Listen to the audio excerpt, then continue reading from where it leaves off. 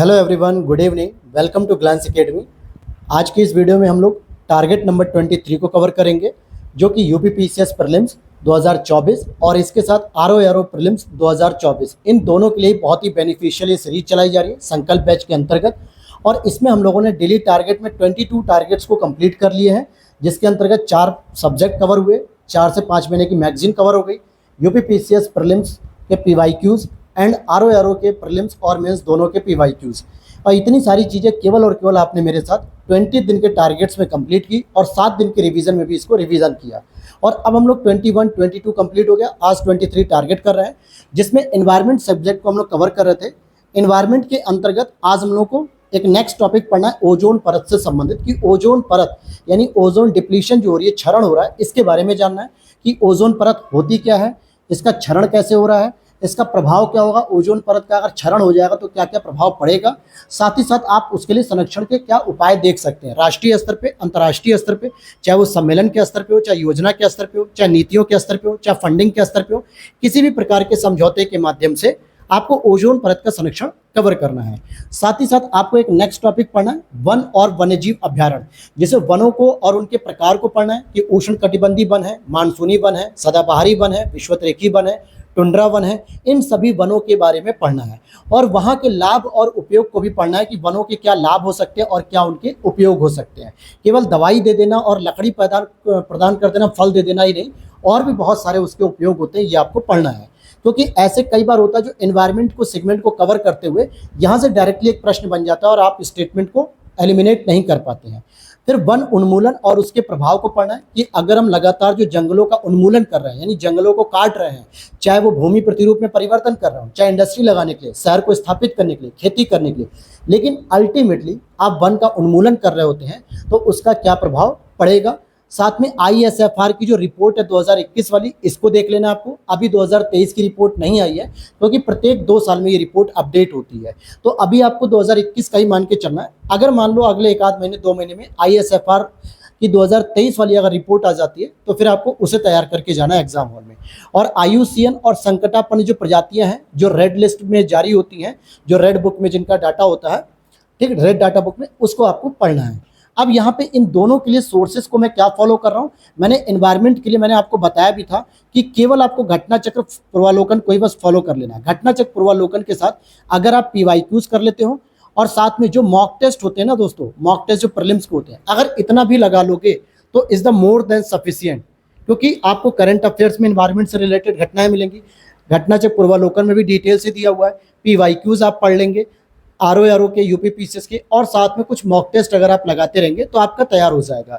तो अभी आपको जो मैं टॉपिक दे रहा हूँ वो घटना चक्र से दे रहा हूँ।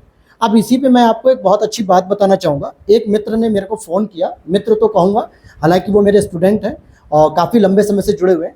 उनका एक क्वेश्चन था कि सर आप जो टारगेट देते हो, जनरली आप घटना चक्र की बुक को फॉलो करते हो या फिर 1-2 बुक और बताते हो और बहुत सीरीज वाइज देते हो, तो ये चीज़ तो सर हम खुद भी कर सकते हैं, हम आपकी वीडियो पे क्यों डिपेंड रहे हैं। तो मैंने उनको यही कहा कि ये बहुत अच्छी बात है कि अगर आप अपने से सेल्फ स्टडी डेली बेसिस पे करते तो अच्छी बात है।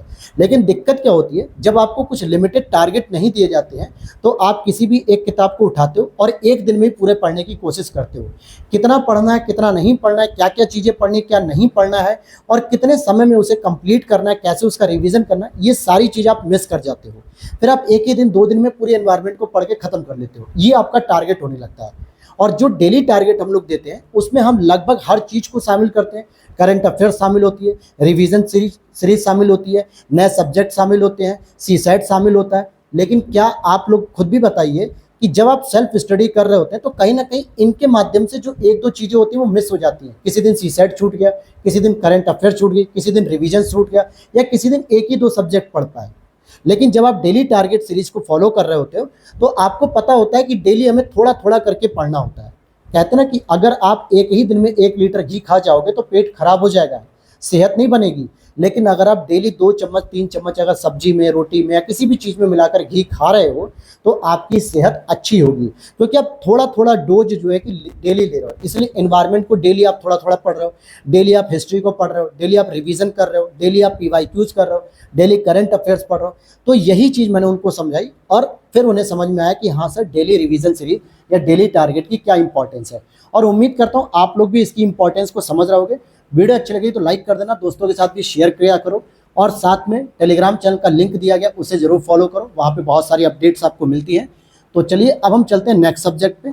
यहाँ पर मैंने हिस्ट्री में अभी महत्वपूर्ण अधिनियम की बात कर रहा हूँ। जैसे 1773 का रेगुलेटिंग एक्ट था, 1784 का हो गया, फिर 1813 का हो गया, 1833 का हो गया, फिर 1861 के हो गए। इस तरीके से मैं लगातार अधिनियम दे रहा था, 1909, 1919 के अधिनियम, और आज मैं आपको 1935 का अधिनियम दे रहा हूँ, जिसमें से महत्वपूर्ण प्रावधान आपसे पूछे जाते हैं कि संघीय न्यायालय की स्थापना का प्रावधान कौन से एक्ट में दिया गया था, मतलब किस अधिनियम में दिया गया था, ये पूछा था। भारत को एक अखिल भारतीय संघ बनाने का प्रावधान किस में दिया गया। ऐसे ऐसे प्रश्न जो है कि पूछे जाते हैं।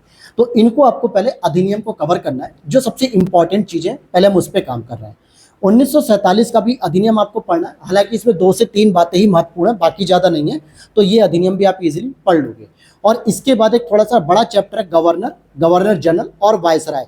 इन सभी के बारे में आपको कंप्लीट पढ़ना है। हालांकि मुझे पता है कि आज ये एक दिन में कंप्लीट नहीं हो पाएगा, गवर्नर, गवर्नर जनरल और वायसराय, क्योंकि आपको वॉरेन हेस्टिंग से शुरू करना है और पूरा माउंटबेटन तक लेकर आना है, यानी लगभग 200 साल के पूरे गवर्नर पढ़ने। मुझे भी पता है कि नहीं कंप्लीट हो पाएगा, इसीलिए मैं इसको आज भी दे रहा हूं और कल भी डेली टारगेट सीरीज में दूंगा, जिससे जो भी आधे आप पढ़ पाओ अगर गवर्नर जनरल, या 1/3 भी अगर आप पढ़ पाओ, तो उसके बाद उसके आगे से पढ़ लेना। तो इसको मैं कल भी रखूंगा इस सीरीज को।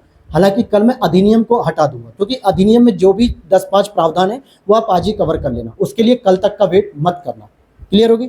तो यहाँ से आपने हिस्ट्री को कवर कर रहे हैं, फिर हम आगे देखेंगे कौन से युद्ध महत्वपूर्ण है, कौन से आंदोलन महत्वपूर्ण है, कौन सी संधियां महत्वपूर्ण है, कौन से संस्थान महत्वपूर्ण है। तो ये सारी चीज़ें हम डेली टारगेट में थोड़ा थोड़ा करके पढ़ेंगे।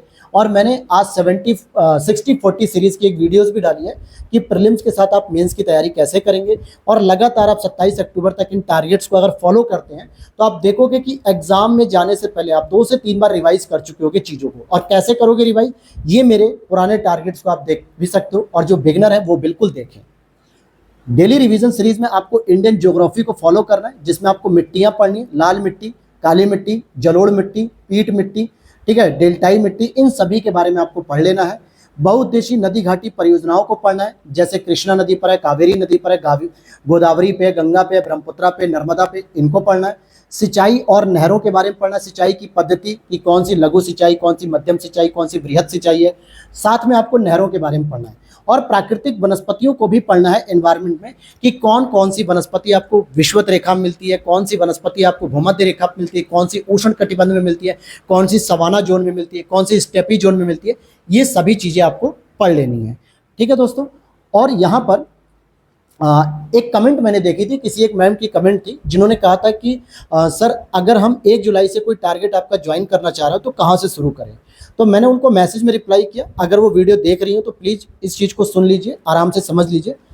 टारगेट 20 तक एक पर्टिकुलर सिनेरियो चला, particular 4 subject, monthly, current affairs और रिवीजन हो गया।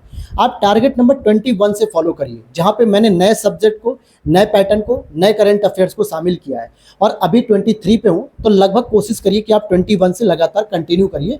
और जब टारगेट हमारे लगभग कंप्लीट हो चुके होंगे, जब मैं रिवीजन सीरीज दूंगा तो उसमें वहाँ पे आप उसको रिवाइज कर लेना। अब शुरू करते हैं करंट अफेयर्स। देखिए करंट अफेयर्स हमने जनवरी, फरवरी, मार्च, अप्रैल यहाँ तक का पूरा करंट अफेयर्स पढ़ लिया है। मई का भी पढ़ लिया है, जून का भी करंट अफेयर्स मार्केट में अवेलेबल नहीं है। इसीलिए मैंने डिसाइड किया कि क्यों ना फिर से हम रिवीजन करें। ये आपका करंट अफेयर्स का तीसरी बार रिवीजन हो रहा होगा। जो लोग टारगेट नंबर 1 से मुझे फॉलो कर रहे हैं उनको पता होगा कि सर बिल्कुल जो है कि करंट अफेयर्स के क्वेश्चन तो बस देखते ही हमें तुरंत याद हो जाते हैं, हमने इतना रट लिया है। और ये तीसरी बार रिवीजन है। इस बार रिवीजन में क्या करना है, आपको जनवरी, फरवरी और मार्च 2024 की 3 महीने के केवल राष्ट्रीय घटनाक्रम और अंतर्राष्ट्रीय घटनाक्रम को कंप्लीटली रिवाइज कर लेना है। और इसके आगे नहीं जाना है, केवल राष्ट्रीय, अंतर्राष्ट्रीय, और ये 3 महीने का कवर करना है। तो मैं मान के चल रहा हूँ कि 60 से 70 टॉपिक हो जाएंगे। राष्ट्रीय, अंतर्राष्ट्रीय मिला के अगर 20 से 25 टॉपिक भी हो जाते हैं तो 3 महीने के 75 टॉपिक के आसपास रहेंगे, जो आपको रिवीजन कर लेना है और उससे ज़्यादा नहीं करना है। यूपी पीसीएस पीवाईक्यूज हमने जनरल स्टडीज का कंप्लीट कर लिया था, टारगेट 20 तक ही। हम सीसेट को लेकर चल रहे हैं, जिसमें 2022 और 2023 के सीसेट में मैंने कहा था कि जो इंटरपर्सनल स्किल और कम्युनिकेशन के क्वेश्चन हैं, इनको अगर आप रिवाइज करना अभी से शुरू करोगे तो अगले 10 दिन में आप देखोगे कि लगभग आपने पूरे 10 साल के 12 साल के इंटरपर्सनल स्किल कम्युनिकेशन के क्वेश्चन को कवर कर लिया होगा। और जब दोबारा रिवीजन करोगे, तीसरी बार पढ़ोगे, तो बहुत सारी चीज़ें आपको अंडरस्टैंड होने लगेगी, आपको समझ में आने लगेगी कि ये आंसर कैसे एलिमिनेट किया जाता है। और इसी कड़ी में आज आपको 2020 का और 2021 का इंटरपर्सनल स्किल कम्युनिकेशन के जो 20-20 क्वेश्चन लगभग आते हैं, 22 क्वेश्चन, 18 क्वेश्चन, आपको केवल वही करने हैं। बाकी कोई हिंदी नहीं करनी, कोई मैथ नहीं करनी, कोई इंग्लिश नहीं करनी, कुछ भी नहीं करना है। अभी केवल बस आपको सीसेट में यही करना है। अगर आप एक साथ सोचो कि सब कर ले सर, तो मुश्किल होगा। पहले एक सेक्शन वाइज आप कवर करिए, जो आपका सबसे कमजोर सेक्शन है। कमजोर सेक्शन पे आप जब पहले से ही समय दे रहे होगे, तो अगले 3 से 4 महीने में आप उस कमजोर सेक्शन को बहुत मजबूत कर चुके होगे। और ये मैक्सिमम स्टूडेंट का कम्युनिकेशन वाला सेगमेंट कमजोर होता है, उसे समझ में नहीं आता डिसीजन मेकिंग के आंसर कैसे आते हैं, कैसे कम्युनिकेशन के आंसर लाए जाते हैं। वो हिंदी तो रट के जाता है, हिंदी ईजिली वो कर लेता है, लेकिन 20-25 क्वेश्चन से आपका सीसेट क्वालिफाई नहीं होगा। 100 में से लगभग 33 क्वेश्चन जो है कि आपको मिनिमम क्वालिफाई करने के लिए सही करने पड़ते हैं, नेगेटिव मार्किंग करने के बाद 33 क्वेश्चन, और जिसमें से 20 से 22 क्वेश्चन आपके कम्युनिकेशन स्किल के आते हैं। तो इसीलिए इस पे मेरा ज़्यादा फोकस है, तो पहले आप इसको कवर करिए। तो आज का डेली टारगेट आप लोग समझ चुके होंगे, और सोर्सेज के बारे में भी मैंने ऑलरेडी बता दिया है। तो मिलते हैं नेक्स्ट वीडियो में। Thanks for watching.